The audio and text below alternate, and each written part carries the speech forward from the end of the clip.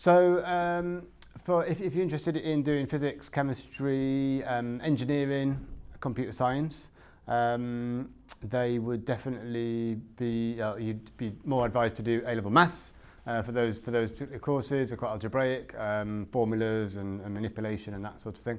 But subjects like geography, psychology, biology, environmental science, those kind of subjects which use statistics quite extensively, especially at university, then they would be, then A-level statistics would be well suited to those.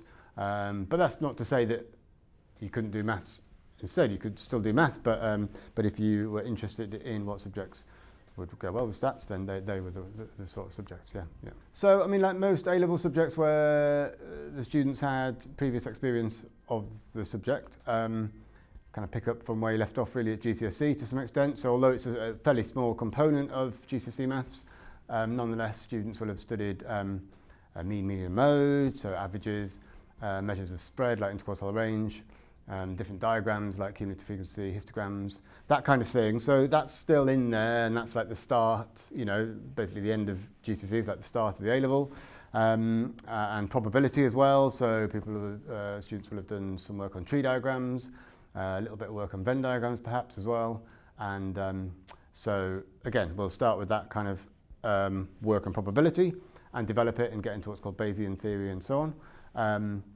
And especially towards the end of the first year and a lot in the second year, then we'll get into what's called probability distributions, most famous of which is the bell curve, famous bell curve for the normal distribution. But there are all sorts of other ones as well, binomial, Poisson, etc., chi-squared and so on. And so that will then form the chunk of the second year course. Yeah. So grade 6 in maths, and then the usual 5 grade 4s and everything else particularly involving English. So there's written interpretation, comprehension, effectively reading questions and so on and interpreting what's needed. And so that's why the English will come in quite heavily. Yeah, 100% exams, so 3 exams, 2 hours each. First paper is roughly speaking like the first year kind of topics. Second paper is roughly speaking the second year topics. And then the third paper is what you might call a synoptic. So, you know, statistical techniques across the board, and you've got to choose what's most applicable to the situation you're given, that kind of thing. So, I mean, in terms of university courses, just into the subjects, those same sort of subjects like biology, geography, psychology, definitely psychology, social sciences more generally, yeah, and even sort of some medical research. So,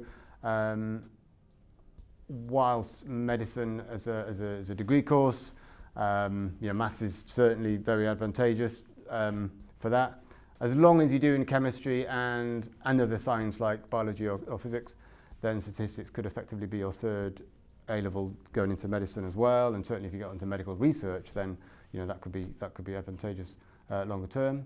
Other ideas would be things like civil service, lots of government statistics work that is needed, and just in general business studies.